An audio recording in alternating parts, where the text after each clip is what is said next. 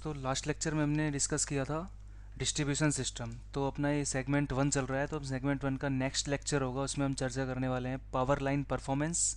और उसके बाद देखेंगे हम कंडक्टर के बारे में। तो पावर लाइन परफॉर्मेंस में जो क्वेश्चन पूछे जाते हैं वो डायरेक्टली रिलेशंस पूछे जाते हैं कि क्यों हम हाई वोल्टेज की तरफ जा रहे हैं, यानी कि जो ट्रांसमिशन है उसमें हाई वोल्टेज को यूज़ लिया जा रहा है, तो उस हाई वोल्टेज के साथ पावर ट्रांसफ़र कैपेबिलिटी कैसे इंक्रीज़ होती है, उसके साथ लॉस कैसे डिक्रीज़ होते हैं, या फिर आपका कॉस्ट कैसे डिक्रीज़ होती है। तो इन सब फैक्टर्स की हम यहाँ पे चर्चा करेंगे। तो इनसे डायरेक्टली जो रिलेशंस है वो आपसे पूछे जा सकते हैं। तो हम पावर ट्रांसफ़र कैपेबिलिटी में वोल्टेज इंक्रीमेंट का जो रोल है वो देखने वाले हैं, क्योंकि जैसे मैंने आपको इंट्रोडक्शन लेक्चर में बताया था कि हम 220 kV 400 kV, उसके अलावा आपके जो आजकल 1200 kV तक हम जा रहे हैं। तो हाई वोल्ट की तरफ जाने का रीज़न जो है वो हम समझने की कोशिश करेंगे यहाँ पे। उसके बाद हम बात करेंगे कंडक्टर की। तो कंडक्टर में हम बेसिकली देखेंगे कि कंडक्टर में किस तरह के कंडक्टर को यूज़ किया जाता है, कौन से मटेरियल का कंडक्टर यूज़ किया जा रहा है, और कंडक्टर के अंदर रेजिस्टेंस कैसे निकाला जाता है, और एसी के अंदर रेजिस्टेंस डीसी रेजिस्टेंस से किस तरह डिफ़र करता है, यानी कि जो स्किन इफेक्ट है उसकी हम चर्चा करेंगे। तो ये हो गया आपका इंट्रोडक्शन। अब हम देखते हैं वन बाय वन स्टार्ट करते हैं। तो पहले आपका आता है power line performance. Power line performance, power line performance में जो फर्स्ट टॉपिक जो आएगा वो टॉपिक है आपका, पहले हम ये देख लेते हैं कि कौन कौन से मेथड को यूज़ किया जाता है पावर ट्रांसमिशन में। जैसे आपको पता है कि डीसी में भी पावर को ट्रांसमिट किया जा सकता है। डीसी में पावर ट्रांसमिट करना है तो आप सिंगल वायर के थ्रू भी कर सकते हो, जिसमें अर्थ को न्यूट्रल की तरह यूज़ कर सकते हो, या फिर आप डबल वायर भी यूज़ कर सकते हो, जिसमें आपके पास 2 वायर होंगे और मिड पॉइंट आपका क्या होगा, अर्थ होगा। तो इस तरह के कनेक्शंस को भी यूज़ किया जा सकता है। तो ये दोनों हम मोनोपोलर और बाईपोलर लिंक के अंदर एचवीडीसी में भी डिस्कस करेंगे। उसके अलावा जैसा कि आप नॉर्मल देखते हो डिस्ट्रीब्यूशन के अंदर, जो आपके घर के बाहर जो पावर लाइन जा रही है वहाँ पे आपके 3 तो लाइन वायर होते हैं और एक न्यूट्रल होता है।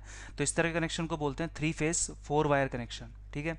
और एक आपका कनेक्शन आता है ओनली 3 फेस वायर, जो आपके मोस्टली ट्रांसमिशन में होता है, जहाँ पर कोई भी न्यूट्रल वायर नहीं होता है। तो वो आपका हो गया ओनली 3 फेस कनेक्शन। उसके अलावा कुछ और कनेक्शंस को स्टार्टिंग में सजेस्ट किया गया था, जैसे कि आपका सिंगल फेस अगर ट्रांसमिशन कर रहे हैं, या फिर आपका डबल फेस ट्रांसमिशन कर रहे हैं, तो इन सब की जो है परफॉर्मेंस का एनालिसिस किया गया, यानी कि इन सब परफॉर्मेंस में किस पर्पज़ के लिए कौन सा कनेक्शन सबसे ज़्यादा इकोनॉमिकल है, उसको अगर हम देखें तो उसमें हम 3 तरह के कनेक्शंस को देखते हैं। एक जो आपका 3 फेस 4 वायर है, तो 3 फेस 4 वायर कनेक्शन यूज़ लिया जाता है सेकेंडरी डिस्ट्रीब्यूशन के लिए। जो हमने डिस्ट्रीब्यूशन नेटवर्क में पढ़ा था कि पहले आपका प्राइमरी डिस्ट्रीब्यूशन होता है, जहाँ पे हम 11 kV तक जाते हैं, और फिर हम सेकेंडरी डिस्ट्रीब्यूशन में उसको 400 वोल्ट तक 3 फेस कनेक्शन में ट्रांसमिट करते हैं। तो जो आपका सेकेंडरी डिस्ट्रीब्यूशन है वहाँ पे हम 3 फेस 4 वायर यूज़ कर सकते हैं। अगर हम बात कर रहे हैं ट्रांसमिशन की और प्राइमरी डिस्ट्रीब्यूशन की, तो उसमें हम यूज़ करेंगे 3 फेस 3 वायर। तो इन सबको अगर हम नोट करें तो यहाँ पे हम लिख सकते हैं, फर्स्ट तो हम लिखेंगे 3 फेस 4 वायर। इस मेथड को कब यूज़ करना है, जब हम सेकेंडरी डिस्ट्रीब्यूशन कर रहे हैं। ये कैसे पता चला, ये कोई ज़्यादा कोई परफॉर्मेंस एनालिसिस कोई ज़्यादा टफ नहीं है। आपको सिंपली सारे मेथड को कंपैरिजन करना था। तो कंपैरिजन का मीडियम क्या लिया कि हमने ओवर जो आपके अंडरग्राउंड केबल होती है और जो आपका ओवरहेड कंडक्टर होता है, इन दोनों के लिए अलग अलग एनालिसिस किया। और एनालिसिस में हमने क्या किया, सबको कंपेयर करने के लिए एक बेसिक मेथड माना, और उस बेसिक मेथड को मान लिया कि उसमें आप 100% कॉस्ट लग रही है। फिर उससे हमने कंपेयर किया अदर मेथड्स को। अगर अदर मेथड्स में कॉस्ट आती है 200%, तो इसका मतलब क्या है, इसका जस्ट डबल आ रही है। अगर अदर मेथड्स में कॉस्ट आती है 50%, तो इसका मतलब क्या है, इसकी हाफ कॉस्ट आ रही है। तो इस तरह से एक टेबल बनाई है, और टेबल में जब हमने रिजल्ट देखे, उन रिजल्ट को मैं आपको डायरेक्टली यहाँ पे बता रहा हूँ कि आपको 3 फेस 4 वायर है, इसका मतलब उसको आपको सेकेंडरी डिस्ट्रीब्यूशन में यूज़ करना है। उसके अलावा आपका आता है 3 face 3 wire. 3 face 3 wire connection को यूज़ किया जाता है ट्रांसमिशन में एंड प्राइमरी डिस्ट्रीब्यूशन में, एंड प्राइमरी डिस्ट्रीब्यूशन। जो थर्ड और इम्पॉर्टेंट कनेक्शन है, क्योंकि ये जो शुरू के दोनों कनेक्शंस हैं ये तो सभी जो हैं सबको पता होते हैं, जो बेसिक इंजीनियरिंग में ये दोनों बताए जाते हैं। बट जो थर्ड मेथड है, यानी कि DC 2 wire mid point earth system, DC 2 wire mid point earth system. अब हम जानते हैं डीसी को ट्रांसमिट के लिए एक ही वायर की जरूरत होती है, और अर्थ को भी आप किस तरह यूज़ कर सकते हो, as a returning wire. But यहाँ पे हम क्या करते हैं, रिटर्निंग वायर के लिए भी एक अलग से कंडक्टर यूज़ करते हैं और दोनों कंडक्टर के मिड पॉइंट को अर्थ कर देते हैं। यानी कि अगर मैं इसका सर्किट डायग्राम अगर बनाऊँ इस तरह कनेक्शन का, तो कनेक्शन कैसा होगा, ये आपका जनरेशन है, यहाँ पे एक वोल्टेजेस को बीच में से हमने क्या कर दिया है, अर्थ कर दिया है। ये सर्किट बनाने का मेथड बता रहा हूँ, ये आपका न्यूट्रल हो गया, ये दोनों कनेक्शंस हैं, यहाँ पे आपका पॉजिटिव वायर है और ये आपका नेगेटिव वायर है। तो ये जो कनेक्शन है किसको बता रहा है, DC two wire mid point earth system को। अब जो यहाँ से जो क्वेश्चन बनने के चांस है वो क्या बनेगा, वो ये पूछेगा आपसे कि H V D C, sorry not H V D C, अगर आपको लार्ज अमाउंट ऑफ पावर को ट्रांसमिट करना है वो भी लॉन्ग डिस्टेंस के लिए, तो हम कौन सा मेथड यूज़ करेंगे। तो उसमें ऑब्जेक्टिव्स होंगे आपके पास अलग अलग, हमें कौन सा यूज़ करना है, DC two wire mid point earth system. यानी कि जो three phase three wire connection है ये कौन सा ट्रांसमिशन है, एसी ट्रांसमिशन है, हाई वोल्टेज एसी ट्रांसमिशन। पर उसकी एक लिमिटेशंस होती हैं, लिमिटेशंस हम एचवीडीसी चैप्टर में भी डिस्कस करेंगे। जैसे कुछ यहाँ पर मैं एग्जांपल के फॉर्म बताता हूँ आपको, जैसे आपका चार्जिंग करंट फ्लो करता है, जितनी ज़्यादा लेंथ की ट्रांसमिशन लाइन होगी उतना ही ज़्यादा उसमें चार्जिंग करंट होगा, क्योंकि लाइन का कैपेसिटेंस इंक्रीज होता है। क्योंकि जो लाइन के पैरामीटर हैं वो डिस्टेंस के साथ साथ इंक्रीज होते जाते हैं और उनका जो जो लाइन पे जो इफेक्ट होने वाला है वो भी इंक्रीज हो जाता है। इसीलिए एच वी ए सी जो लाइन है उसकी एक लिमिटेशंस हो जाती है। दूसरा क्या है कि आपके पास सपोज दो फ्रिक्वेंसी वाले अलग अलग पावर स्टेशन हैं और उनको अगर आपको कनेक्ट करना है तो आप उसे कभी भी एसी कनेक्शन से कनेक्ट नहीं कर सकते, उसके लिए आपको डीसी कनेक्शन की रिक्वायरमेंट होती है। और इसको इंटर कनेक्शन बोलते हैं, जो भी आपके दो डिफरेंट ग्रिड के बीच में किया जाता है। इंडिया में इस तरह का नहीं है, सब 50 हर्ट्ज में। पर इंडिया में भी क्यों यूज़ किया जाता है, क्योंकि अगर सपोज आपके पास दो अलग अलग ग्रिड हैं, दो अलग अलग कनेक्शंस, दो अलग अलग पावर सप्लाईज हैं, अगर वहाँ पे दोनों 50 हर्ट्ज पे ही ऑपरेट हो रही हैं, बट अगर हमने उनको एसी एसी कनेक्शन दिया हुआ है, एसी के थ्रू उनको आपस में कनेक्ट किया हुआ है, एसी से टाई लाइन बनाई हुई है, तो अगर एक सिस्टम में डिस्टर्बेंस होता है तो दूसरे के सिस्टम में भी क्या करता है, डिस्टर्बेंस लेकर के आता है। क्योंकि दोनों कनेक्ट कब होंगे, जब दोनों की फ्रिक्वेंसी सेम होती है, सिंक्रोनस कनेक्शन बोलते हैं इनको। बट डीसी के केस में हम क्या कर सकते हैं, एसिंक्रोनस कनेक्शन कर सकते हैं, उसमें फ्रिक्वेंसी का कोई रोल नहीं होगा। तो इसलिए डीसी एचवीडीसी ट्रांसमिशन में जो आपको डीसी का जो रोल है वो कहाँ पर होता है, जहाँ पे हमें हाई वोल्टेज को लॉन्ग डिस्टेंस में ट्रांसमिट करना हो। सेकंड रोल क्या है, जहाँ पर हमें इंटरकनेक्शन करना हो, वो सब चर्चा की जाएगी, आगे जाकर के इन सबको भी नोट करेंगे। तो अभी आपको तीन सिस्टम मैंने बता दिए हैं, three phase four wire connection जो सेकेंडरी डिस्ट्रीब्यूशन का है, थ्री फेस थ्री वायर जो ट्रांसमिशन एंड प्राइमरी डिस्ट्रीब्यूशन का है, DC two wire mid point earth system जो यहाँ पे मैंने शो किया है। ये आपका किस तरह का सिस्टम है, ये यूज़ किया जाएगा आपके फॉर ट्रांसमिटिंग, नोट कर सकते हो, for transmitting large amount of power, for transmitting large amount of power over long distance। तो इसके ऊपर क्वेश्चंस जो है पूछा जा सकता है। तो ये तो हो गया आपका जो ट्रांसमिशन के मैंने आपको बता दिए किस किस मेथड से ट्रांसमिशन होता है। अब हम यहाँ पे डिस्कस करते हैं अपनी परफॉर्मेंस को ऑन बेसिस ऑफ वोल्टेज, यानी कि आप परफॉर्मेंस की स्टडी कर रहे हैं और उसका बेसिस क्या है, सप्लाई वोल्टेज। क्यों हम जितनी ज़्यादा वोल्टेज की ओर जा रहे हैं, इसका कोई ना कोई रीज़न होगा, हाई वोल्टेज की तरफ क्यों जाया जा रहा है। तो उसका रीज़न समझने के लिए हमें पहले एक सर्किट बनाना होगा। सिंपल सर्किट हम बनाएंगे, हम जो पावर लाइन है उसका ओनली इंडक्टेंस को कैरी करेंगे, क्योंकि आगे जा कर के जो हम स्टडी करने वाले हैं, या फिर आपने पहले इंजीनियरिंग में डिस्कस किया होगा कि जो आपकी तीन तरह की जो आपकी ट्रांसमिशन लाइन्स के हैं, उनकी डिस्टेंस के अकॉर्डिंग तीन तरह से उसको डिवाइड किया गया, short, medium and long transmission line. उसमें जितना ज़्यादा हम लॉन्ग ट्रांसमिशन के जाते हैं तो हमें सारे पैरामीटर्स को लेकर के चलना होता है। अगर हम शॉर्ट ट्रांसमिशन लाइन की बात करेंगे तो आपके पास पैरामीटर जो होता है वो सबसे ज़्यादा जो रोल जिसका होता है वो इंडक्टेंस है।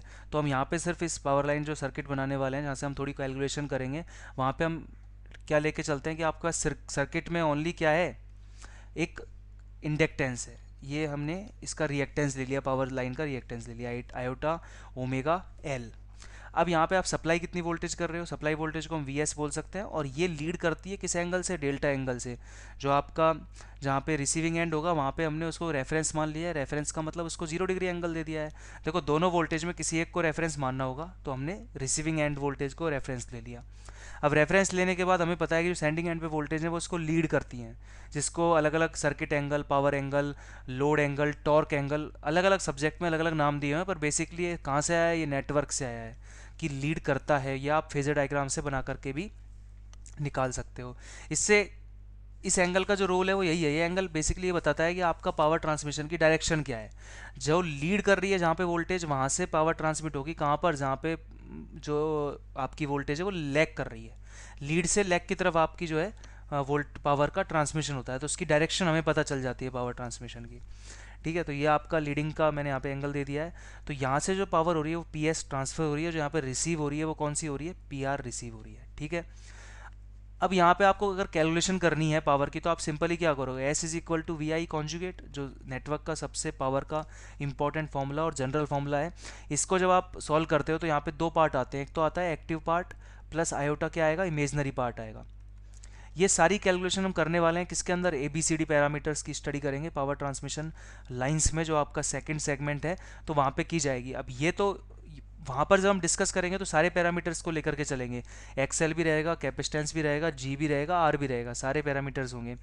बट अगर आपके पास सर्किट सिंपल है तो आप पता है इसमें आई क्या लिखोगे, आई का मीनिंग क्या है, V S delta minus V R zero divided by iota XL, यही तो आई होगा। और वोल्टेज क्या है आपकी, वी एस, अगर सेंडिंग की क्या है, वी एस डेल्टा है, उसको मल्टीप्लाई कर दोगे, आई का कॉन्जुगेट ले लोगे, और फिर उसमें से जब आप रियल पार्ट निकाल लोगे तो आपके पास रियल पावर आपको मिल जाएगी। इजीली इसको आप सॉल्व कर सकते हो। तो जो मैं आपको बता रहा हूँ क्या फॉर्मूला आने वाला है, और ये आपने बहुत सुना भी होगा, जनरल फॉर्मूला है रिसीविंग। और जब हम ओनली क्या लेकर के चल रहे हैं, कंसीडर क्या कर रहे हैं, आयोटा एक्सएल को, यानी पावर लाइन का जो सिर्फ इंडक्टेंस है उसी को कंसीडर किया जा रहा है, तब क्या आ रही है आपके ट्रांसमिटिंग पावर का फॉर्मूला जो है V S V R divided by XL sine delta. अब यहाँ पे मोड क्यों लगाया है, क्योंकि अगर आप पावर ट्रांसमिट कर रहे हो तो यहाँ पर भी आप मोड लगा सकते हो।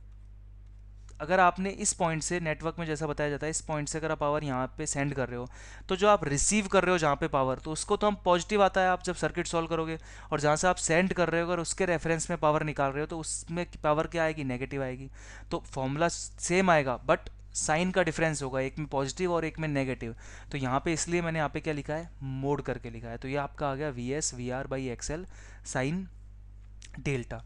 अब अगर यहाँ पे हम अज्यूम कर लेते हैं, अगर हम वोल्टेज रेगुलेशन को जीरो मान लेते हैं, वोल्टेज रेगुलेशन जीरो का मीनिंग क्या है कि वी एस और वी आर क्या है, आपस में इक्वल हैं, कोई वोल्टेज का ड्रॉप नहीं हो रहा है। तो यहाँ पे फॉर्मूला क्या बन के आता है, P S is equal to P R is equal to V S square upon XL sine delta. हमें एक्चुअल में ये जानना था कि जो आपकी पावर ट्रांसफ़र कैपेबिलिटी है उस पर हाई वोल्टेज का क्या इफेक्ट होने वाला है, यानी कि वोल्टेज से वो किस तरह रिलेट करती है। तो यहाँ पे हमें एक चीज़ तो पता चल गई इस फॉर्मूले से कि अगर आपको पावर ट्रांसफ़र की कैपेबिलिटी को इंक्रीज़ करना है, यानी कि आपको पी एस पी आर को इंक्रीज़ करना है, तो क्या क्या करना होगा। देखो तीन टर्म है, V S XL sine delta. First काम क्या कर सकते हैं, हमें पता है कि जो रिसीविंग पावर है वो किसके प्रोपोर्शनल है, वी एस स्क्वायर के, यानी कि हम जितनी ज़्यादा सप्लाई वोल्टेज को इंक्रीज़ करेंगे पावर ट्रांसफ़र कैपेबिलिटी उतनी डिस्टेंस में इंक्रीज़ होती जाएगी। सेम डिस्टेंस की अगर हम बात करें तो वो क्या होती जाएगी, इंक्रीज़ होती जाएगी, क्योंकि जो पावर ट्रांसफ़र कैपेबिलिटी है वो वोल्टेज के डायरेक्टली प्रोपोर्शनल है स्क्वायर के।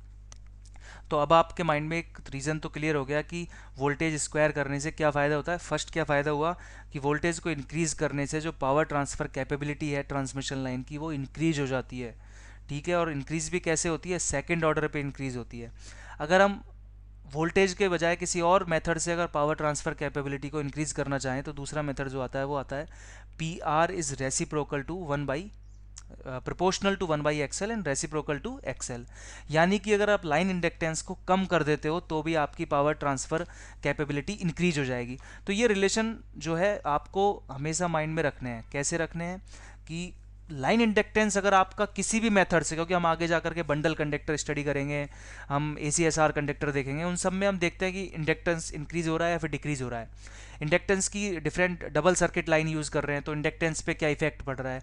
अगर आपको इंडक्टेंस पे इफेक्ट का पता चल जाता है तो आप एक और चीज़ आपको पता चल जाती है कि यहाँ पे पावर ट्रांसफ़र की कैपेबिलिटी पे क्या इफेक्ट होने वाला है। तो जो आपके ऑब्जेक्टिव टाइप क्वेश्चंस आते हैं जिनमें थियोरेटिकल बेस होते हैं, वहाँ पे इस तरह के पूछे जाते हैं कि इस चीज़ का क्या इफेक्ट होने वाला है। तो उन इफेक्ट्स में आप बता सकते हो कि इंडक्टेंस अगर इंक्रीज हो गया तो पावर ट्रांसफर कैपेबिलिटी क्या हो जाएगी, डिक्रीज हो जाएगी। तो इसलिए रिलेशन इंपॉर्टेंट है। तीसरा जो है वो है आपका साइन डेल्टा के प्रोपोर्शनल। ये इस रिलेशन का भी बहुत इंपॉर्टेंट रोल है। इस रिलेशन को हम स्टडी करेंगे जब हम स्टेबिलिटी की चर्चा करेंगे। हम डबल जो आपका एरिया जो क्राइटेरिया है स्टेबिलिटी के ऊपर, उसकी जब चर्चा करेंगे तो ये जो पॉइंट है वो वहाँ पर यूज़ होने वाला है। तो ये जो तीनों रिलेशंस हैं वो आपको हमेशा माइंड में रखने हैं। तो ये फॉर्मूला बड़ा सिंपल है, V S V R by XL sine delta, उससे हमारे तीनों रिलेशन मिल जाते हैं। तो ये एक तो इंपॉर्टेंट चीज़ हो गई। नेक्स्ट चीज़ क्या है, आपको बेसिकली हमें बताना था कि हाई वोल्टेज के क्या क्या फ़ायदे हैं, उसी की तो हम चर्चा कर रहे थे। तो हम नेक्स्ट एक हेडिंग डाल लेते हैं, advantage of higher V S. Higher V S यानी कि ऑपरेटिंग वोल्टेज। ऑपरेटिंग वोल्टेज में हाई वोल्टेज तक जाने के क्या क्या बेनिफिट्स हैं। एक बेनिफिट्स आपने स्टडी कर लिया है जिसको हम नोट कर लेते हैं। पहला बेनिफिट्स क्या है, आप नोट्स में इसी तरह नोट करना। फर्स्ट बेनिफिट आपने देखा, P R is proportional to V S square. अब बात करते हैं हम सेकेंड बेनिफिट की। अब हम देखते हैं लॉस में क्या इफेक्ट होता है, कि लॉस आपका वोल्टेज इंक्रीज करने से कम या ज़्यादा होता है, क्या इफेक्ट होगा उसकी चर्चा करेंगे। तो हमें पहले लॉस निकालना होगा। अब हम जानते हैं लॉस क्या होता है, पी एल क्या होता है, आई स्क्वायर आर होता है, ठीक है। और हम एक जानते हैं कि पी क्या होता है, पावर ट्रांसमिशन जो होगा, पी कितना ट्रांसमिट कर रहे हैं वो किस पे डिपेंड करेगा, वी आई कॉस फाइव पे भी डिपेंड करेगा। ये भी पावर ट्रांसमिशन का एक्टिव पावर का बेसिक फॉर्मूला तो यही है, P V I cos five. अगर यहाँ से मैं आई निकाल लेता हूँ तो क्या बनेगा, P divided by V cos five. अब अगर आप इस रिलेशन को यहाँ पर पुट करते हो, क्योंकि आपको निकालना क्या है, पी एल और वोल्टेज को रिलेट करना है, तो अब आपको यही एक मेथड नज़र आता है कि इस तरह से हम रिलेट कर सकते हैं। तो अब आप इसको जब रिलेट करोगे तो पी एल क्या हो जाएगा, P square upon V square cos square five multiply by R. तो इस रिलेशन से अगर हम देखना चाहें कि अगर यहाँ पर अगर हम बोल देते हैं, कंडीशन क्या पुट करेंगे, कंडीशन भी आपको पता होनी चाहिए। कंडीशन क्या है कि जो आपने अगर रेजिस्टेंस को कांस्टेंट कर दिया, पावर ट्रांसमिशन को कांस्टेंट कर दिया, कॉस फाई को अगर कांस्टेंट कर दिया, तब हम क्या बोल सकते हैं कि जो आपका पावर लॉस है वो रेसिप्रोकल है किसके, वी स्क्वायर के, ठीक है। तो दूसरा बेनिफिट क्या हुआ कि हाई वोल्टेज पे जाने पे अगर ये सब क्वांटिटीज़ कांस्टेंट है तो पावर लॉस क्या हो जाएंगे, डिक्रीज हो जाएंगे। तो ये भी एक तरह का एडवांटेज हो गया। पावर ट्रांसफ़र कैपेबिलिटी तो हमें इंक्रीज करनी है, साथ में हमें लाइन के लॉसेस कम करने हैं, और उसमें लॉस कौन सा आता है, पी एल लॉस आता है, आई स्क्वायर आर लॉस। तो उसको हमें धीरे धीरे क्या करना है, डिक्रीज करना है। तो हाई वोल्टेज पे जाने से ये डिक्रीज होता है। अब जो ये पॉइंट है, ये आपके अगर ये जो पॉइंट है कई बार एग्जाम्स में, पीएसयू एग्जाम्स में पूछा गया है, तो वहाँ पर जब ये क्वेश्चन पूछा जाता है तो आपको कंडीशन नहीं देता है, वो आपसे डायरेक्टली रिलेशन पूछेगा। तो जब भी डायरेक्टली रिलेशन पूछे तो आपको ज़्यादा आपको भी नहीं सोचना है, आपको डायरेक्टली टिक करना है इस रिलेशन को, ठीक है। जबकि अगर आपको अच्छा एग्जाम होगा तो वो कंडीशन भी लिख करके देगा। बट अगर कोई कंडीशंस नहीं लिखी है तो आप ऑप्शन में जो आपको बेटर लग रहा है, तो ऑप्शन कौन सा बेटर होगा, P L is proportional to one upon V S V square, तो उसको आप टिक कर सकते हो, ठीक है। ये इसका हो गया सेकंड बेनिफिट। थर्ड बेनिफिट की अगर हम बात करें तो थर्ड बेनिफिट आपका जो आता है वो है, अगर हम कॉस्ट निकालना चाहें तो कॉस्ट कैसे पता चलेगी, कंडक्टर की कॉस्ट को जब भी निकालना हो तो सबसे बेस्ट मेथड है कि कंडक्टर का हम क्या निकाल लेते हैं, वॉल्यूम निकाल लें। और वॉल्यूम क्या होता है, वॉल्यूम होता है एरिया इंटू लेंथ। तो हम बेसिकली क्या निकाल सकते हैं, एरिया निकाल सकते हैं। अब एरिया निकालने के लिए हमारे पास जो माइंड में फॉर्मूला आता है वो क्या आता है कि आर इज इक्वल टू क्या था, रो एल बाई ए था। तो यहाँ से अगर मैं एरिया निकालूँ तो क्या आएगा, रो एल बाई आर आएगा, क्योंकि आपको रॉ आपको पता है कितनी लेंथ में ट्रांसमिशन करना है, ये पता है, आपका मटेरियल का रेजिस्टेंस आपको पता है। तो आपने एरिया निकाल लिया, एरिया साहब ये आ गया, रो एल बाई आर आ गया। अब हमें बताया यहाँ पे कि ये तो आपने क्या निकाला है, एरिया निकाला है। अब एरिया निकालने के बाद अगर हम यहाँ पे क्या निकालना चाहें, आपने एरिया निकालने में आर की जगह किसको पुट कर सकते हो, आर को अगर आप इस वाले फॉर्मूले से निकाल लो जो मैंने ऊपर अभी यहाँ पे निकाला है, इसमें से अगर आप आर को निकालते हो तो आर आपके पास कोई ना कोई इक्वेशन में आएगा, और उसको जब यहाँ पे पुट करते हैं तो फाइनल क्या आ जाएगा, rho L P square upon P L V square cos square phi. तो बेसिकली ऐसा क्यों किया, इसके पीछे का रीज़न क्या है कि हमें अगर किन्हीं भी दो चीज़ों को आपस में रिलेट करना है तो उनके बीच में फर्स्ट कंडीशन क्या है, मैथमेटिकल फॉर्मूला निकालना होगा, मैथमेटिकल रिलेशन निकालना होगा। अब वो मैथमेटिकल रिलेशन निकालने के लिए हमें जो रास्ता मिला वो यही मिला कि हमने जितने अपने पास अवेलेबल फॉर्मूले हैं उनको यूज़ किया, और यहाँ पे हमने रिलेशन निकाल लिया कि भाई एरिया है जो इस तरह से रिलेट करता है। अब एरिया का हमें रिलेशन पता चल गया है तो वॉल्यूम का भी निकाल सकते हैं, क्योंकि वॉल्यूम क्या है, एरिया इंटू लेंथ है। तो सिंपली हमें क्या करना पड़ेगा, इस फॉर्मूले में एरिया इंटू लेंथ करना होगा, तो वो आपको वॉल्यूम मिल जाएगा। बट अगर हम ब्रॉडली बात करें तो एरिया वोल्टेज से किस तरह रिलेट कर रहा है, area is reciprocal to voltage square. उसी तरह से वॉल्यूम में भी क्या रिलेशन आएगा, सेम रिलेशन आएगा, क्योंकि वॉल्यूम आपकी क्या है, वॉल्यूम आपका किसके प्रोपोर्शनल है, एरिया के प्रोपोर्शनल है। तो वॉल्यूम भी क्या हो जाएगा, वॉल्यूम किस तरह रिलेट करेगा, volume and area both are proportional to one upon V square, यानी कि रेसिप्रोकल टू वी स्क्वायर। तो ये फॉर्मूला हमें मिल गया। अब यहाँ पे क्या क्या कंडीशन रखनी पड़ेगी? कंडीशन का मीनिंग क्या है? आप किसी चीज़ को किसी के प्रोपोर्शनल बोलते हो, हम जानते हैं कि एफ इज इक्वल टू के एक्स होता है स्प्रिंग के अंदर, स्टिफनेस कोफिशिएंट के, यहाँ पे एक्स आ गया जितनी डिस्टेंस है, तो हम क्या लिख देते हैं? F is proportional to X, constant क्या है? के कांस्टेंट है।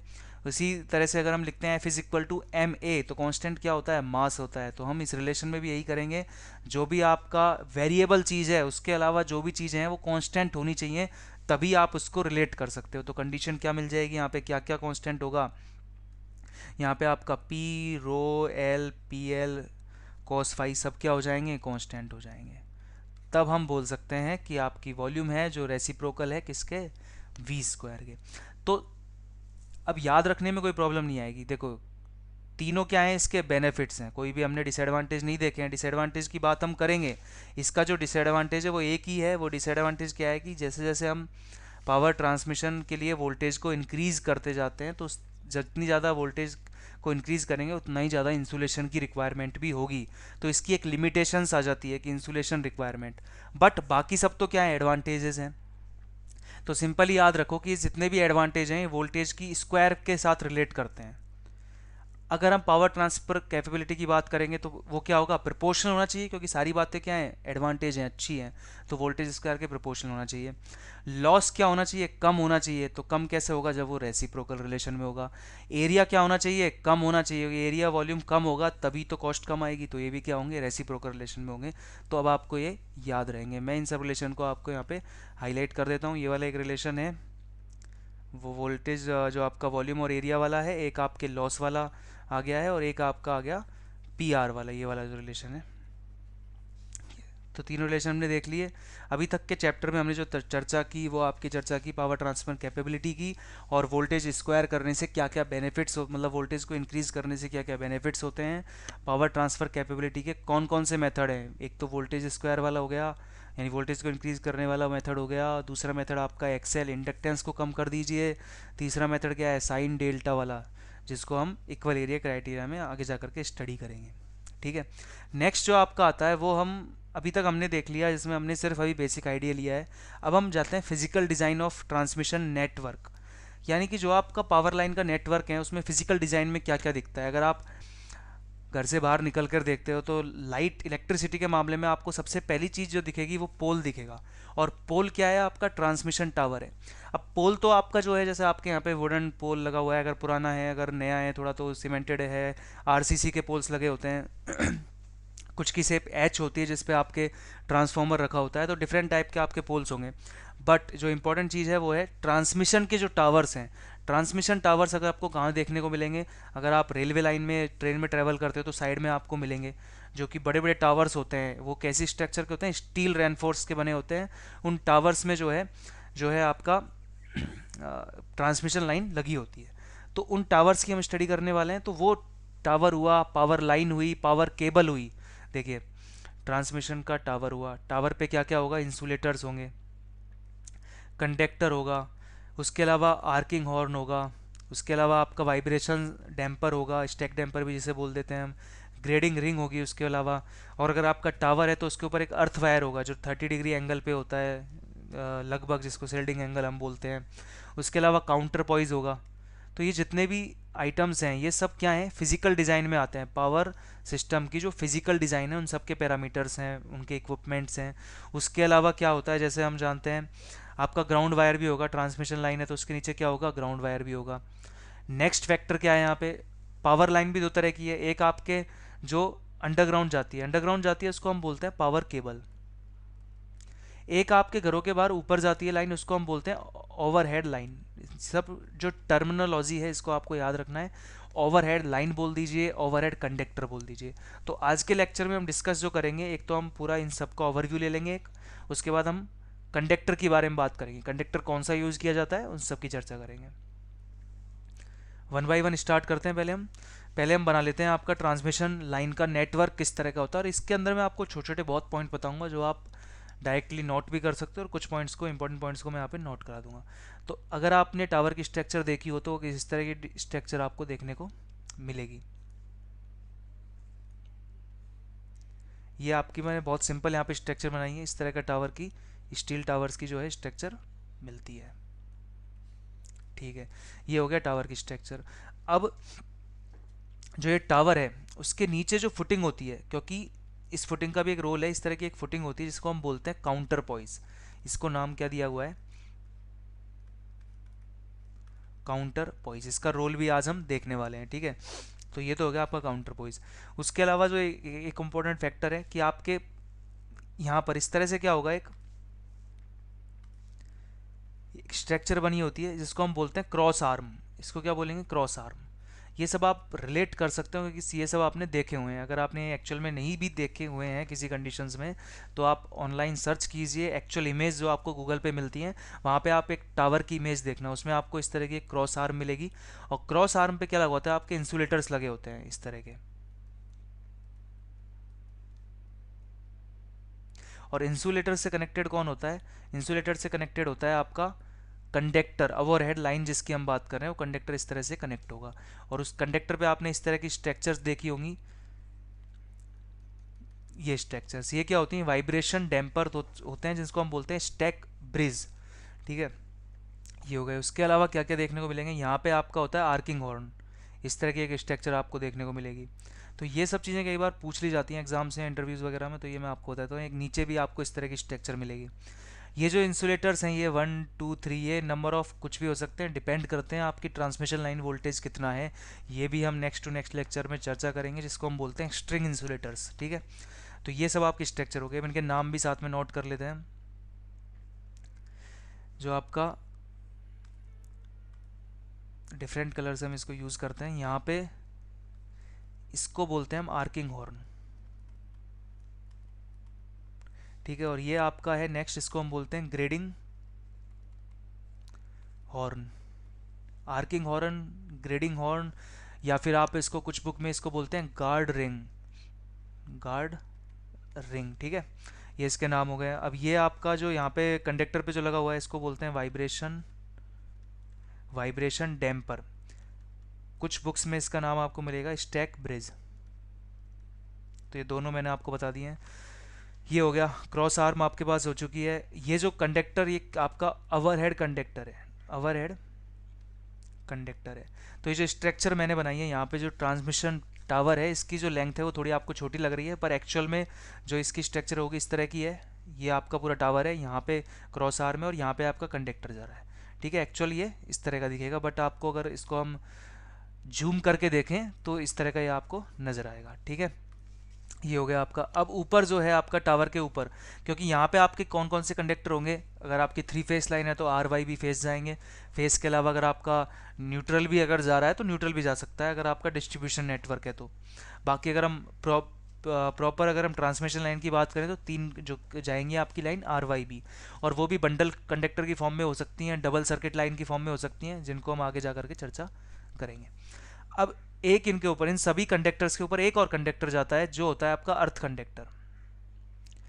ये आपका है अर्थ कंडक्टर। अब इसको मैंने डायरेक्टली एक कुछ एंगल दिया है, वो एंगल देने का रीज़न क्या है, इस एंगल का भी कुछ नाम है, वो नाम है आपका सिल्डिंग एंगल।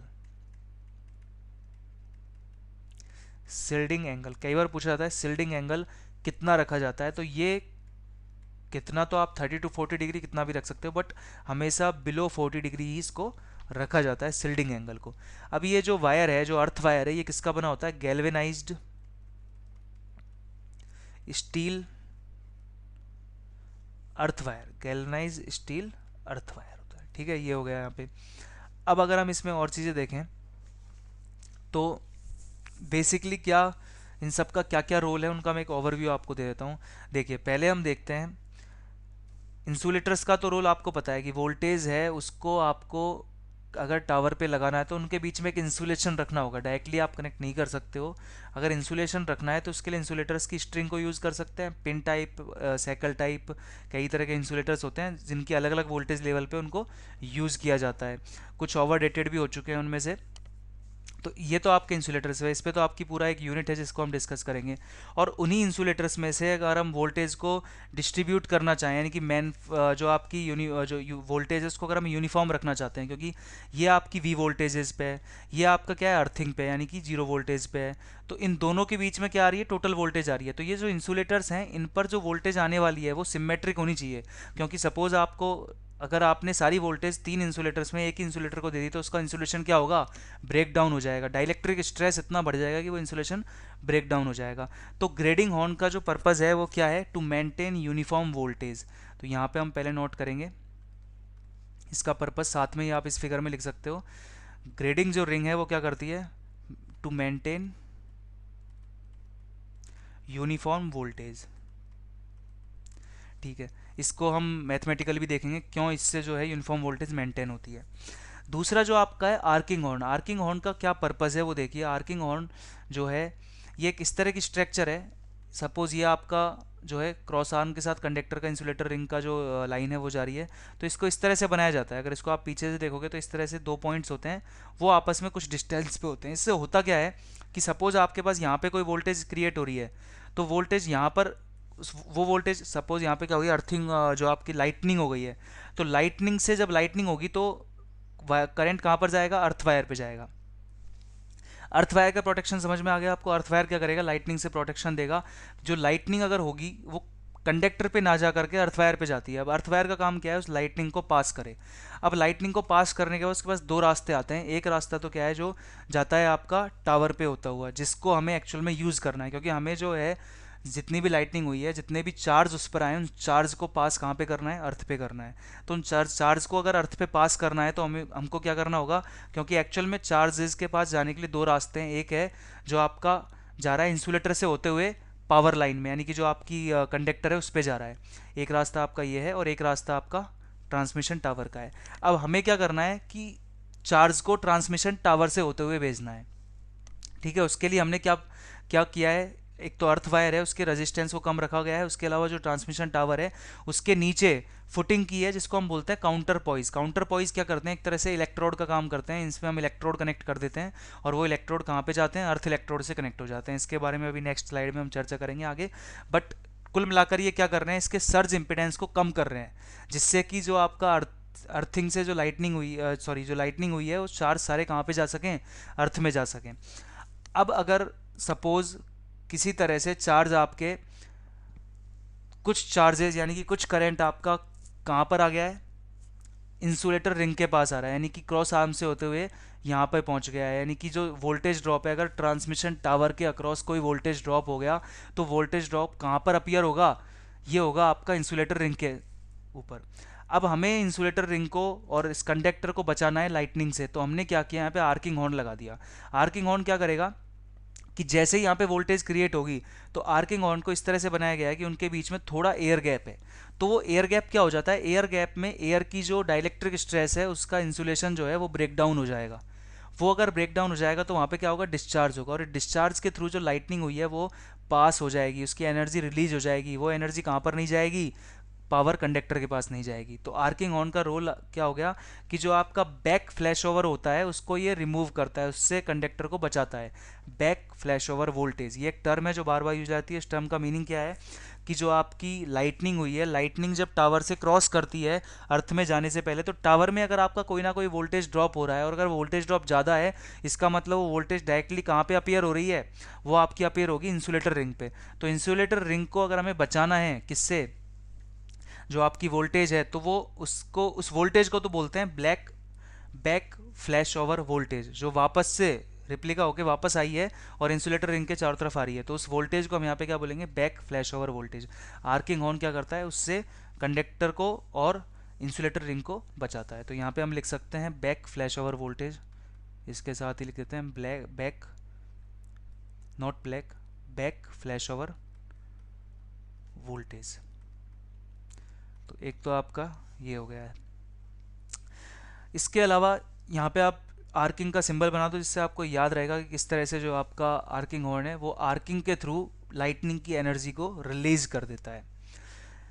ठीक है, अब हम जो नेक्स्ट जो पॉइंट है वाइब्रेशन डैम्पर्स हैं, ये क्या करते हैं, जो आप का जो कंडक्टर होता है उसमें अगर आपके सपोज विंड की स्पीड आ जाती है, विंड आ जाती है, या फिर आइस, जहाँ पर आइस लोडिंग का काम होता है, तो आइस लोडिंग क्या होती है, एसिमेट्रिकल होती है।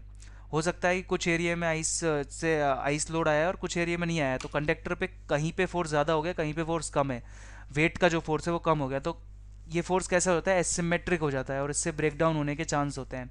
तो इसके लिए क्या यूज़ किए जाते हैं, वाइब्रेशन डैम्पर यूज किए जाते हैं जो उसको सिमेट्रिक बनाने का काम करते हैं। अब जो मैंने यहाँ पे काउंटर पॉइज बताए, काउंटर पॉइज क्या करेगा उसको हम अलग से एक बार स्टडी कर लेते हैं। काउंटर पॉइज, काउंटर पॉइज में क्या होगा आपके, ये आपका जो टावर था, टावर की जो फुटिंग है, फुटिंग यानी कि जब टावर एंडिंग पॉइंट है जहाँ पे अर्थ स्टार्ट हो जाती है, तो वहाँ पे हमने क्या किया, एक रेनफोर्स स्ट्रक्चर बना दिया और उस स्ट्रक्चर को हमने बोल दिया काउंटर पॉइज। अब हमें पता है कि जो लाइटनिंग हुई है उसके चार्ज को हमें डिस्चार्ज करना है, जो अर्थ वायर से जो चार्ज आ रहा है उसको हम क्या करना है, डिस्चार्ज करना है। तो इंपॉर्टेंट चीज़ क्या है कि जो वोल्टेज ड्रॉप बिल्कुल नहीं होना चाहिए, कहाँ पर, ट्रांसमिशन टावर पे। जितनी वोल्टेज है सारी ट्रांसमिट हो जानी चाहिए कहाँ पे, अर्थ में। तो पहली चीज़ तो क्या याद रखनी है कि हमें अर्थ के रेजिस्टेंस को, जो अर्थ वायर है उसके रेजिस्टेंस को कम से कम रखना है। तो आप जब भी कोई वायर कहीं पे कनेक्ट करते हो तो आपको इलेक्ट्रोड की ज़रूरत तो होती है, तो वही सेम यहाँ पे काम होता है कि अगर आप अर्थ में भी कोई वायर लगा रहे हो तो आपको एक इलेक्ट्रोड तो बनाना होगा। और इलेक्ट्रोड कैसे बनाया जाता है, अर्थिंग में डिगिंग की जाती है और वो बहुत ही लेंथ में, डेप्थ में जो है डिगिंग करते हैं और वहाँ पे आप एक इलेक्ट्रोड बनाते हो। वो इलेक्ट्रोड भी किस मटेरियल का होगा, गैल्वेनाइज्ड स्टील का होता है, जिसको हम बोलते हैं ग्राउंड रोड। एक तरह से ये एक इलेक्ट्रोड है, जब भी हम किसी वायर को कहीं पे कनेक्ट करते हैं तो हमें कनेक्शन के लिए इलेक्ट्रोड की रिक्वायरमेंट होती है, वही काम अर्थ के साथ होता है। अब हमने उस इलेक्ट्रोड और टावर के बीच में क्या बनाया है, काउंटर पॉइज बनाया है। ये कुल मिलाकर क्या करेगा, सर्ज इंपेडेंस को कम करता है। और सर्ज इंपेडेंस हम कम करके, अगर लोड का इंपेडेंस सर्ज इंपेडेंस के इक्वल है, इसका मीनिंग क्या है, इसके बहुत सारे इफेक्ट होते हैं, उनमें एक इफेक्ट आता है कि सप्लाई वोल्टेज और रिसीविंग वोल्टेज सेम होगी, तो कोई भी ड्रॉप कहाँ पर नहीं होगा, ट्रांसमिशन टावर पे नहीं होगा और कोई भी बैक फ्लैश ओवर वोल्टेज नहीं बनेगी। तो काउंटर पॉइज का पर्पज़ क्या हो गया, जो लाइटनिंग हुई है उसको इजीली पास कर सके, सर्ज इंपेडेंस को रिड्यूस कर सके। ठीक है, ये अब काउंटर पॉइज के साथ दो तरह के खेल होते हैं, दो तरह के खेल यानी कि दो तरह के काउंटर पॉइज आपको यहाँ पे देखने को मिलेंगे। तो जो काउंटर पॉइज है, इस स्लाइड को आप नोट कर लीजिएगा। काउंटर पॉइज आपके दो तरह के होते हैं। एक होता है पैरेलल। पैरेलल का मतलब क्या है, सपोज एक टावर आपका यहाँ पे और एक टावर आपका यहाँ पे, दोनों के नीचे क्या लगा हुआ है, काउंटर पॉइज लगे हुए हैं, ये रहे। अब इनकी जो फुटिंग है वो किस तरह से है, यहाँ पे इलेक्ट्रोड होंगे चारों के, इधर भी चारों के इलेक्ट्रोड होंगे, उन इलेक्ट्रोड्स को आपस में क्या किया हुआ है, कनेक्ट किया हुआ है। तो इसको बोलते हैं पैरेलल, पैरेलल काउंटर पॉइज। यानी कि जो आपके काउंटर पॉइज की स्ट्रक्चर है, दो काउंटर पॉइज हैं और उनमें आपका क्या है, ये इलेक्ट्रोड्स हैं, ये सब क्या है, अर्थ इलेक्ट्रोड्स हैं, क्योंकि अर्थ में कनेक्शन देना है, अर्थ इलेक्ट्रोड बनाने होंगे, तो वो आपस में क्या है, कनेक्टेड है। तो ये पैरेलल काउंटर पॉइज होता है। रेडियल का मीनिंग क्या है, जैसे रेडियल डिस्ट्रीब्यूशन था तो आपको इसे किसी से कनेक्ट नहीं करना है। आपका कोई टावर है, उस टावर की जो फुटिंग है उसको डायरेक्टली आपने वहीं पे लाइटनिंग को रिलीज कर दिया, तो यहाँ पे क्या होते हैं, डायरेक्टली इलेक्ट्रोड्स होते हैं, वो इलेक्ट्रोड क्या होते हैं, अर्थ से कनेक्टेड होते हैं, तो ये होता है रेडियल कनेक्शन। ठीक है, अगर यहाँ पे कोई ग्राउंड वायर है, जो मैंने अभी बताया था ग्राउंड वायर, यानी कि जो इलेक्ट्रोड्स हम लगाते हैं, यानी कि आप जो ये काउंटर पॉइज में जो फिटिंग करते हो, ये इलेक्ट्रोड जो आप डिग करने वाले हो अर्थ के अंदर, वो सब इलेक्ट्रोड कैसे बनाए जाते हैं, एक तो ये डेप्थ में होते हैं।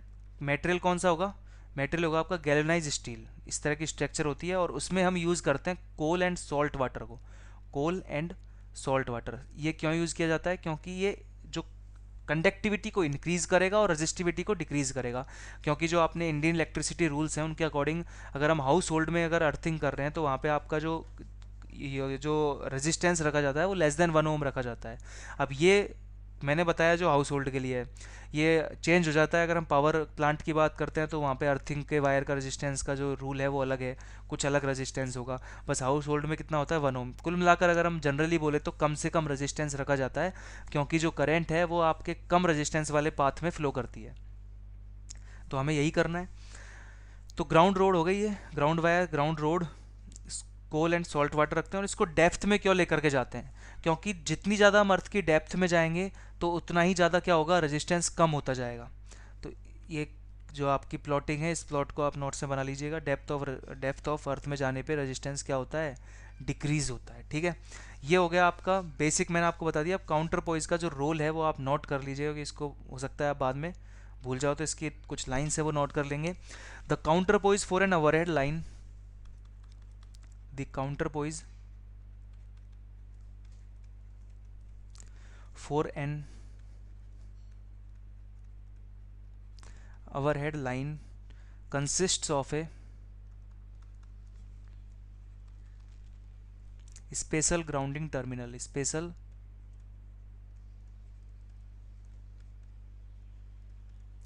grounding terminal that reduce the surge impedance. Surge impedance अलग से अपने आएगा पावर लाइंस के अंदर, और सर्ज इम्पीडेंस में हम बेसिकली जो चर्चा करेंगे वो करेंगे इसके बेनिफिट्स की, कि अगर आप सर्ज इम्पीडेंस के इक्वल लोड होता है तो उसके टेबल में आपको नोट कराऊंगा जिसमें बहुत सारे बेनिफिट्स होंगे, तो वहाँ पे आपको अच्छे से और समझ में आ जाएगा। तो that reduce the surge impedance of the ground connection, of the ground connection and increase the coupling between the ground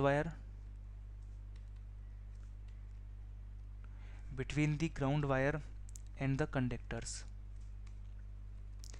ये आप नोट कर लें जिससे आगे आपको याद रहेगा। तो ये जितना ट्रांसमिशन लाइन का ओवरव्यू था वो मैंने आपको बता दिया। अब हम आगे 1 बाय 1 यूनिट्स में जो चीज़ें स्टडी करेंगे वो दो तरह से करेंगे। एक तो अपन करेंगे ओवरहेड कंडक्टर के लिए, ओवरहेड कंडक्टर यानी कि जो आपके ट्रांसमिशन पोल्स में होकर के जा रहा है जो वायर, उसके बारे में चर्चा करेंगे। तो ओवरहेड कंडक्टर में जो आपके चैप्टर्स आएंगे वो आएंगे आपका, एक तो कंडक्टर आएगा, एक हम इंसुलेटर्स की बात करेंगे, एक हम बात करेंगे सैग एंड टेंशन की। तो ये 3 टॉपिक्स वहाँ पे चर्चा की जाएंगे। और जो आपकी सेकंड जो चीज़ होगी वो होगी underground cable. Underground cable, overhead line को बोलते हैं कंडक्टर, अंडरग्राउंड को बोलेंगे केबल, क्योंकि पावर केबल में सिर्फ कंडक्टर नहीं होता, कंडक्टर के अलावा insulation, sheath, armouring, serving, bedding, बहुत सारी चीज़ें होती हैं, तो उन सबको देखेंगे। तो अंडरग्राउंड क्या हो गई, आपकी केबल हो गई है। ये आपका एक चैप्टर होगा। तो कितने चैप्टर आपके यहाँ पे बन गए, कितने स्मॉल चैप्टर्स हैं, जो एक तो कंडक्टर के बारे में डिस्कस करेंगे, इंसुलेटर्स के बारे में, sag and tension and underground cable. ये आपका physical design of transmission lines में कवर हो जाएगा। तो आज हम जो चर्चा करेंगे इसी लेक्चर में वो होगा आपका कंडक्टर। तो हम कंडक्टर को इसी लेक्चर में फिनिश करते हैं, फिर नेक्स्ट लेक्चर में हम बात करेंगे अंडरग्राउंड केबल एंड इंसुलेटर्स की। तो कंडक्टर जो है अब आपका न्यू पॉइंट हो गया है कंडक्टर। कंडक्टर की बात की जाए तो कंडक्टर बेसिकली जो है पावर लाइंस में जो कंडक्टर यूज़ किया जाता है उसकी सबसे पहली जो प्रॉपर्टी होती है वो होती है स्ट्रैंडेड कंडक्टर को यूज़ करते हैं। स्ट्रैंडेड कंडक्टर का मतलब क्या है, सिंपल सिंगल फिजिकल बॉडी नहीं होती है, यानी कि डिफरेंट डायमीटर्स के कुछ कंडक्टर वायर्स होते हैं, उनको आपस में क्या किया जाता है, स्पाइरल करके कनेक्ट किया जाता है। इससे क्या होती है, उसकी मैकेनिकल स्ट्रेंथ बढ़ जाती है। और इंपॉर्टेंट चीज़ क्या है, जो आप स्पाइरल करते हो वो कैसे करना है, अपोजिट डायरेक्शन में करना है, जिससे कि वो ओपन ना हो सकें और उनकी स्ट्रेंथ बनी रहे। तो स्ट्रैंडेड कंडक्टर यूज़ करते हैं। स्टैंडर्ड कंडक्टर का मतलब क्या है, एक तो आपका कंडक्टर होगा जो मिडिल कंडक्टर होगा, वन कंडक्टर, उसके ऊपर क्या होगा, 6 कंडक्टर लेयर्स होंगी, 6 डिफरेंट कंडक्टर्स की लेयर होगी, उसके ऊपर 12 कंडक्टर लेयर होगी, उसके ऊपर 18 कंडक्टर लेयर होगी। तो ये सीक्वेंस होती है 1, 6, 12, 18 एंड 24। इन सब स्मॉल डायमीटर कंडक्टर्स को स्ट्रैंडेड कंडक्टर बना करके फिर जो डायमीटर आता है वो होता है ओवरऑल डायमीटर ऑफ कंडक्टर। एक चॉइस क्या थी आपके पास, एक सॉलिड कंडक्टर बना दिया जाता, दूसरी चॉइस क्या थी, आपने स्मॉल डायमीटर के कंडक्टर्स लिए और उनको क्या कर दिया, आपने स्ट्रैंडेड कर दिया, स्ट्रैंडेड कंडक्टर बना दिया, लेयर्स बना दी, और देन जो आपका टोटल कंडक्टर बनता है उसके डायमीटर को हम बोल रहे हैं ओवरऑल कंडक्टर। ये तो है सॉलिड कंडक्टर का डायमीटर, ये है ओवरऑल कंडक्टर का डायमीटर। तो जो आपका सॉलिड कंडक्टर है वो पावर लाइन्स में यूज़ नहीं किया जाता है। बेसिकली हम जो यूज़ करेंगे वो करेंगे स्ट्रैंडेड कंडक्टर को।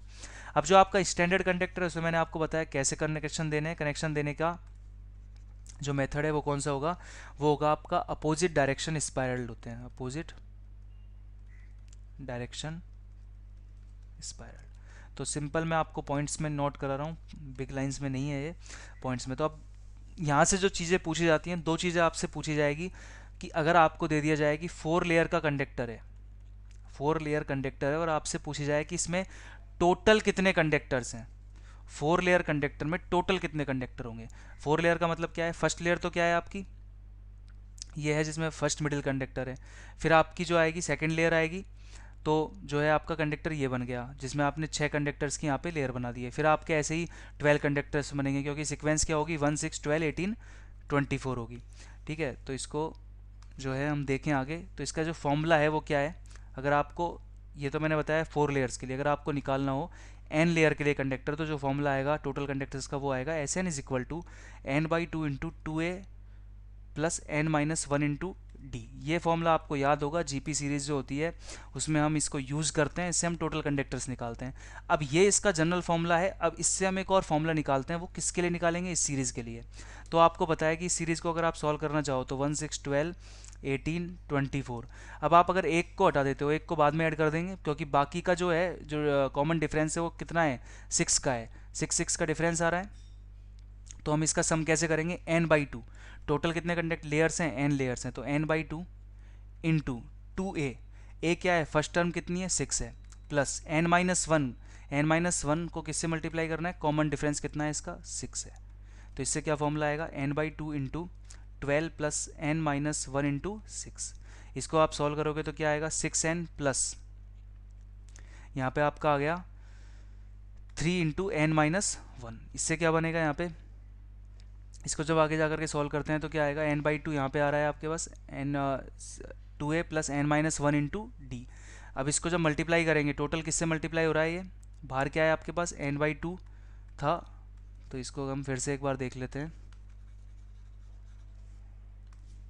इक्वेशन आपके पास ये आ गई है, इसको सॉल्व करते हैं यहाँ पे हम। तो ये आप मल्टीप्लाई कीजिए अंदर, तो ये आएगा 6n plus n-1 into 3n। जब इसको टोटल सॉल्व किया जाएगा, 3n square minus 3n plus 6n, कितना आया, 3n स्क्वायर प्लस के 3n आ गया। बट हमें पता है ये तो कहाँ से कहाँ तक है, 6 से 24 या फिर n तक है, 6 से n तक की सीरीज़ को हमने सॉल्व किया है। अब इसके साथ हमें +1 भी करना होगा, क्योंकि सेंटर कंडक्टर तो होगा ही। तो जो टोटल कंडक्टर्स हैं n लेयर में, टोटल कंडक्टर्स कितने हो जाएंगे, n लेयर में टोटल कंडक्टर्स वो हो जाएंगे आपके पास 3n square plus 3n plus 1। और यही फॉर्मूला आपको बुक्स में मिलेगा। ये फॉर्मूला कैसे आया है वो मैंने आपको बता दिया है। तो टोटल कंडक्टर्स निकालने का मेथड अब आपको मिल गया है। अब सपोज आपके पास बोलता है कोई 3 लेयर है, तो फॉर्मूले से कैसे निकालेंगे, 3 को पुट कर देंगे, 3 into 3 square plus 3 into 3 plus 1, तो इससे आपके पास आएगा 27 प्लस 9 प्लस 1, यही आएगा।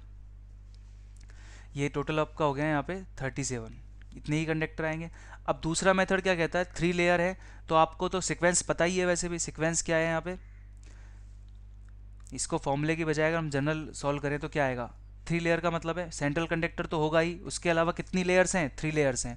तो फर्स्ट लेयर में कितने कंडक्टर होते हैं, 6, नेक्स्ट में कितने होंगे, 12, थर्ड में कितने होंगे, 18। सबका अगर आप सम करते हो तो कितना आएगा यहाँ पे, 37 आएगा।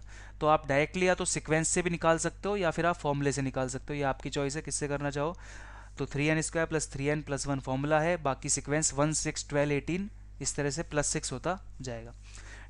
ठीक है, ये आपका हो गया लेयर्स के बारे में। अगर आपसे पूछ लेता है कि ओवरऑल डायमीटर क्या होगा, तो ओवरऑल डायमीटर का जो फॉर्मूला है वो बनेगा आपका d is equal to 2n plus 1 into D, small D. अब स्मॉल डी क्या है यहाँ पे, diameter of single conductor, diameter of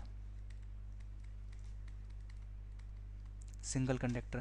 क्योंकि अगर सॉलिड कंडक्टर होता तो हम डायमीटर इजीली मेजर कर सकते थे, बट आपको पता है कंडक्टर कैसा है, स्टैंडर्ड है, स्टैंडर्ड कंडक्टर है, तो आपको एक फॉर्मूला बनाना है, सिमेट्रिक फॉर्मूला हमने निकाला, d is equal to 2n plus 1 into small D. Small D क्या है, सिंगल जो स्ट्रैंड है इसकी, उसका जो डायमीटर है वो क्या है, स्मॉल डी है, उससे निकाले। दो फॉर्मूले हैं बेसिक।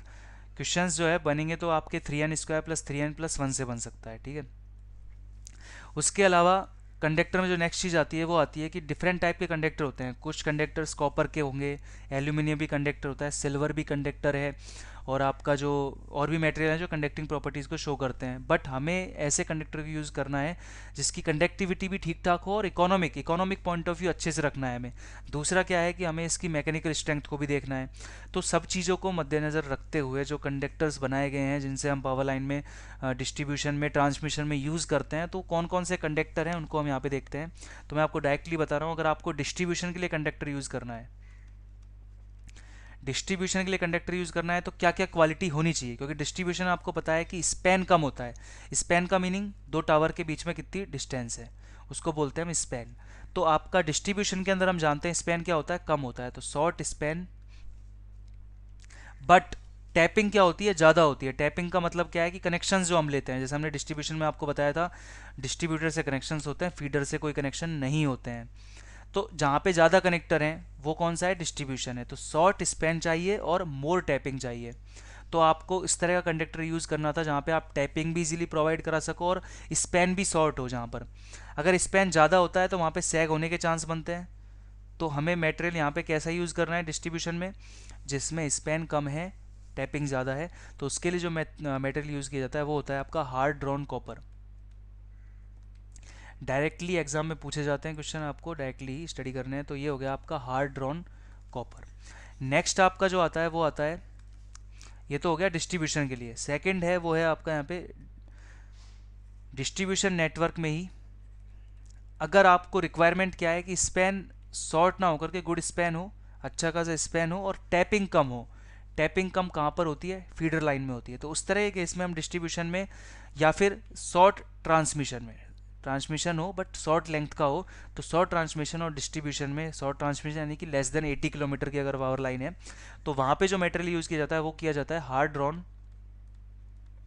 एल्यूमिनियम। अब एल्यूमिनियम की जो कंडक्टिविटी है वो कॉपर से तो कम है बट इसका वेट कम है, इसकी मैकेनिकल स्ट्रेंथ अच्छी होती है, क्यों जिससे हम इसको जो है इकोनॉमिक अगर पॉइंट ऑफ व्यू से अगर हम देखें तो इसको हम यूज़ कर सकते हैं। और यहाँ पे जो है टैपिंग, कॉपर में टैपिंग करना इजी है, हार्ड ड्रॉन एल्यूमिनियम में टैपिंग करना टफ होता है, इसलिए इसको हम लेस टैपिंग वाले एरिया में यूज़ करते हैं। अब इसका वेट कम होता है तो इसमें स्पैन, अच्छा स्पैन हम इसमें प्रोवाइड करा सकते हैं फॉर ए गिवन सैग। सैग क्या है आपकी, ये सपोज आपके टावर है, इनके बीच में जो डिस्टेंस है वो तो स्पैन है, और अगर आपका कंडक्टर लूज हो जाता है तो उसका जो लोएस्ट पॉइंट होगा और टावर का अपर मोस्ट पॉइंट, तो वहाँ से जो डिस्टेंस है मैक्सिमम डिफ्लेक्शन इसको बोल देते हैं, वो आपका क्या होता है, सैग होता है। इसकी कैलकुलेशन भी हम करेंगे नेक्स्ट टू नेक्स्ट लेक्चर में। तो ये हो गया आपका गुड स्पैन लेस टैपिंग वाला पोर्शन। तो ये हार्ड ड्रॉन एल्यूमिनियम की बात हमने कर दी।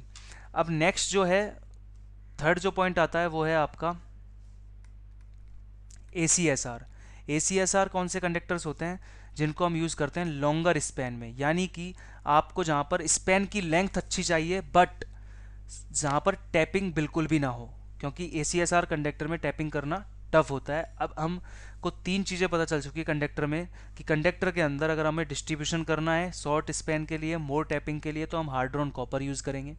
अगर हमें डिस्ट्रीब्यूशन करना है, स्पैन अच्छा खासा चाहिए बट टैपिंग कम हो, तो वहाँ पे हम हार्ड ड्रॉन एल्यूमिनियम यूज़ करते हैं। और अगर हमें लॉन्गर स्पैन यानी कि ट्रांसमिशन के लिए, यहाँ पे क्या लिखेंगे हम, ट्रांसमिशन, ट्रांसमिशन के लिए अगर हमें चाहिए तो हम कौन सा यूज़ करेंगे, ACSR कंडक्टर को यूज़ करेंगे। और ACSR जो कंडक्टर है इसका मीनिंग क्या है, aluminium conductor, aluminium conductor steel reinforced, इसको यहाँ पर यूज़ किया जाता है ACSR कंडक्टर को।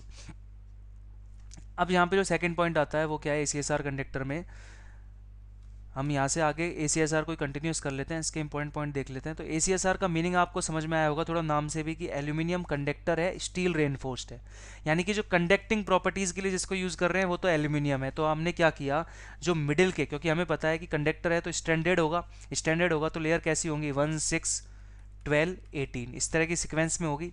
तो जो आपकी 1 और 6 वाली है उसको तो हम यूज़ करते हैं एज ए स्टील, ठीक है। और जो आपका एल्यूमिनियम है वो हम यूज़ करते हैं 12 और 18 के लिए, यानी कि कंडक्शन के लिए तो हमने एल्यूमिनियम को यूज़ किया। और जो मिडिल की एक तो सेंटर वायर और एक सेंटर वायर से अपर जो यानी कि फर्स्ट लेयर है उसके लिए हमने यूज़ किया स्टील को।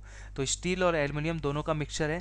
स्टील को क्यों यूज़ कर रहे हैं, इससे उसमें जो है गुड स्पैन मिल जाता है। गुड स्पैन क्यों मिल गया, क्योंकि स्टील की जो प्रॉपर्टीज़ हैं वो उसको अच्छे सा क्या प्रोवाइड करती है, मैकेनिकल स्ट्रेंथ प्रोवाइड करती हैं। और मैकेनिकल स्ट्रेंथ आपने स्टील प्रोवाइड करा रहा है और कंडक्टिंग की प्रॉपर्टी एल्यूमिनियम प्रोवाइड करा रहा है। तो इस तरह के कंडक्टर को बोला जाता है ACSR। तो आपको समझ में आ गया, 1 6 तो क्या हो गया उसमें स्टील हो गया और एल्यूमिनियम क्या हो गया 12 18। अब ये कोई ज़रूरी नहीं है इसी तरह का सिक्वेंस होगा, हो सकता है 1 6 और 12 तीनों क्या हैं, स्टील है और बाकी की लेयर क्या है, एल्यूमिनियम है। जो इंपॉर्टेंट चीज़ है वो क्या है कि जो आउटर लेयर होगी वो एल्यूमिनियम होगी, इनर लेयर होगी जो स्टील होगी, क्योंकि इनर लेयर क्या प्रोवाइड कराती है, उसको स्ट्रेंथ प्रोवाइड कराती है। अब इंडस्ट्रीज़ में जो इसके नॉमेनकल्चर किया जाता है इस तरह के कंडक्टर का, वो किया जाता है, उसको हम बोलते हैं, सपोज आपसे बोल दिया जाए 30 AL/7 ST। इसका मीनिंग क्या है कि एल्यूमिनियम की जो लेयर्स होंगी वो तो कितनी होंगी 30, स्टील की कितनी होंगी 7, नॉट लेयर, कंडक्टर। लेयर नहीं है, ये क्या है, कंडक्टर। एल्यूमिनियम के कंडक्टर कितने हैं, 30, स्टील के कितने हैं, 7। अब ये कैसे पॉसिबल है, इतना तो हमें पता है, ACSR है तो अंदर क्या होगा, स्टील होगा। तो 1 और 6 ये दोनों तो किसकी हो गई, स्टील की। और एल्यूमिनियम की कितनी है, 30, यानी कि 12 और 18, ये दोनों टोटल कितने हो गए, 30। तो 30 किसके कंडक्टर हैं, एल्यूमिनियम के। स्टील के कितने हैं, 7। तो मिडिल वाले तो जो हो गए वो स्टील के हो गए, बाहर के किसके हो गए, एल्यूमिनियम के। तो ये हो गया ACSR कंडक्टर। अब इसका क्या बेनिफिट है ऐसा करने के, बेनिफिट एक तो मैंने आपको बता दिया है कि इससे क्या होता है, टेंसाइल स्ट्रेंथ बढ़ जाती है। और टेंसाइल स्ट्रेंथ बढ़ने का सीधा सीधा मीनिंग है कि वहाँ पे सैग क्या हो जाता है, कम हो जाता है। और सैग कम हो रहा है तो हम for a fix sag same length में सेम लेंथ में हम इस वाले कंडक्टर को यूज़ कर सकते हैं, जिससे आपको ज़्यादा स्पैन वहाँ पर मिल जाएगा। तो ये जो है आपका टेंसाइल स्ट्रेंथ का जो है सबसे इंपॉर्टेंट रोल है। तो एडवांटेज अगर हम इसके लिखेंगे ACSR कंडक्टर के, तो एडवांटेज क्या हो गए, फर्स्ट क्या हो गया, high tensile strength and light weight. Weight क्या होगा इसका, लाइट होगा, लाइट वेट हम यहाँ पे लिख देते हैं। एल्यूमिनियम का तो सबसे बड़ा बेनिफिट ही है कि वो लाइट वेट होता है और कंडक्टिव मटेरियल भी है। दूसरा क्या है, इसको फॉर ए गिवन सैग ये क्या देगा, ज़्यादा स्पैन देगा, यानी कि हम ज़्यादा लेंथ की ट्रांसमिशन लाइन को प्रोवाइड करा सकते हैं फॉर ए गिवन सैग के लिए, क्योंकि इसमें टेंसाइल स्ट्रेंथ क्या है, इसकी ज़्यादा है। तो सेकंड बेनिफिट क्या हो गया, लॉन्गर स्पैन फॉर गिवन सैग। तो अगर आपसे पूछ लिया जाए कि हाई वोल्टेज ट्रांसमिशन लाइन जो होती है, या फिर जो आपकी सिंपली ट्रांसमिशन लाइंस हैं, वो कौन से कंडक्टर की बनी हुई है, तो आपका आंसर क्या होगा, aluminium conductor steel reinforced ACSR conductor. तीसरा और इम्पॉर्टेंट बेनिफिट जो है वो क्या है कि अब हमें पता है कि अगर सिंपल हम एल्यूमिनियम को यूज़ करते तो उसका एरिया कम आता, क्योंकि एक्चुअल में कंडक्शन कौन कर रहा है, एल्यूमिनियम। तो इलेक्ट्रिसिटी के लिए जो रूल है, जो यूटिलिटी है वो किसकी है, ओनली एल्यूमिनियम की है। तो 12 और 18 कंडक्टर की यूटिलिटी है। बाकी और 1 और 6 का रोल क्या है, ओनली क्या कर रहे हैं, ये इसका डायमीटर भी तो इंक्रीज कर रहे हैं। तो जितना ज़्यादा क्रॉस सेक्शन एरिया होता है कंडक्टर का, क्रॉस सेक्शन एरिया जितना ज़्यादा होगा, उससे यहाँ पर क्या फ़ायदा मिला कि जो कोरोना इंसेप्शन लेवल है, यानी कोरोना इंसेप्शन लेवल है वो ज़्यादा होगा। ज़्यादा होने का मतलब क्या है कि ज़्यादा वोल्टेज ट्रांसमिट हम कर सकते हैं कम कोरोना के साथ। कोरोना इंसेप्शन लेवल ज़्यादा है, इसका मतलब क्या है कि कोरोना का खतरा भी यहाँ पे कम है। ये आपको आगे जा करके जब हम कोरोना चैप्टर डिस्कस करेंगे तब समझ में आएगा अच्छे से। तो ACSR कंडक्टर का जो बेसिक रोल है वो आपको समझ में आ गया होगा कि ACSR कंडक्टर का जो इंपॉर्टेंट रोल है वो यही है कि एक तो टेंसाइल स्ट्रेंथ बढ़ाता है, जिससे इसको हम हाई ट्रांसमिशन में यूज़ कर सकते हैं। क्रॉस सेक्शन एरिया इंक्रीज हो जाता है, जिससे कोरोना इंसेप्शन लेवल इंक्रीज हो जाता है। अब जो नेक्स्ट क्वेश्चन जो माइंड में उठ सकता है वो ये है कि स्टील को हमने यूज़ तो कर लिया, बट स्टील तो कंडक्टिव मटेरियल होता ही नहीं है, और उसको आपने मिडिल में और यूज़ किया है। तो एक तरह से हम क्या कर रहे हैं, कंडक्टिविटी तो यहाँ पे अच्छी होगी नहीं, क्योंकि जो एल्यूमिनियम है वो बाहर है और जो है स्टील है वो अंदर है। बट जो एक इफेक्ट है, स्किन इफेक्ट, स्किन इफेक्ट की वजह से हम जानते हैं कि जो है AC का रेजिस्टेंस ज़्यादा आता है। वो हम नेक्स्ट लेक्चर में पूरा डिस्कस करेंगे क्यों ज़्यादा होता है और किन किन फैक्टर्स पे डिपेंड करता है। बट स्किन इफेक्ट की वजह से AC का रेजिस्टेंस तो ज़्यादा होता है। दूसरा क्या इफेक्ट है स्किन इफेक्ट का, दूसरा जो रोल है वो ये है कि कंडक्टर में करंट जो फ्लो करेगा, अगर AC करंट है तो वो आउटर लेयर्स में फ्लो करता है। किसके केस में, AC के केस में। DC में क्या होता है, यूनिफॉर्म कंडक्टिविटी होती है, बट AC में क्या होता है, आउटर लेयर्स में फ्लो करता है। तो आउटर लेयर्स में जब फ्लो कर रहा है तो हमें बताया कि हमने यहाँ पे आउटर लेयर में किसको यूज़ किया है, एल्यूमिनियम को यूज़ किया है। तो स्टील में तो करंट फ्लो करेगा ही नहीं। तो जो हमें लॉस लग रहे थे, जो रजिस्टिव लॉस हैं, वो यहाँ पर नहीं होंगे, क्योंकि स्किन इफेक्ट की वजह से ही ACSR कंडक्टर को हम यूज़ कर पाते हैं। इस लाइन को समझना कि जो यूटिलिटी है ACSR कंडक्टर की वो क्यों है, बिकॉज ऑफ स्किन इफेक्ट। तो इसको आप स्टार करके नोट कर लेना, ACSR को हम क्यों यूज़ कर पाते हैं, बिकॉज ऑफ स्किन इफेक्ट। क्योंकि ACSR कंडक्टर में भी करंट कहाँ पर फ्लो करना चाहिए, आउटर लेयर्स में। अंदर करेगा तो प्रॉब्लम होगी, लॉसेस बढ़ेंगे स्टील, क्योंकि कंडक्टिव मटेरियल नहीं है। अब ये तो हो गया अंदर ना करने का। और स्किन इफेक्ट इस चीज़ को AC के अंदर यूज़फुल बनाता है कि वहाँ पे जो है इनर लेयर्स में करंट कम फ्लो करता है, कंडक्टिविटी कम होती है, आउटर लेयर्स में कंडक्टिविटी ज़्यादा होगी। और इसका रीज़न है इंटरनल फ्लक्स और एक्सटर्नल फ्लक्स का रोल। वो सब हम नेक्स्ट लेक्चर में डिस्कस कर लेंगे। So thank you.